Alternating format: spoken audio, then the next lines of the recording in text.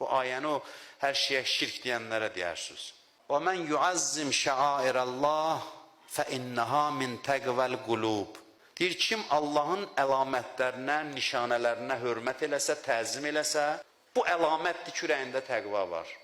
Allahın nişanəsi nədir? Elə Quran dili ilə cavab verək. İnnəs səfa vəl mərvə min şəairillah. İki dağı misal çəkir Allah. Deyir, Səfa dağı, Mərvə dağı. Həzdədir bunlar. Bu iki dağ Allahın nişanəsidir. Bu dağlara təzim, təqva əlamətidir. Deyir, şirk. Allah deyir, Quranda din olaraq ki, iki dənə dağa təzim eləyin deyir.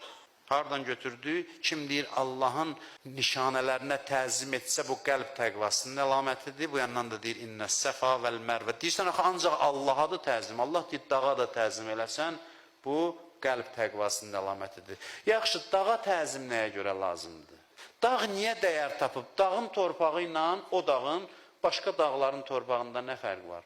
O dağ da sən demə, Allahın övliyalarının qədəmi dəydiyinə görə dəyər tapıb. Görün, Allahın övliyasına ehtiram nə qədər mühümdür ki, Hacər, İsmail, İbrahim əleyhissalam bunların ayağı dəydiyi dağa da deyir təzim elə.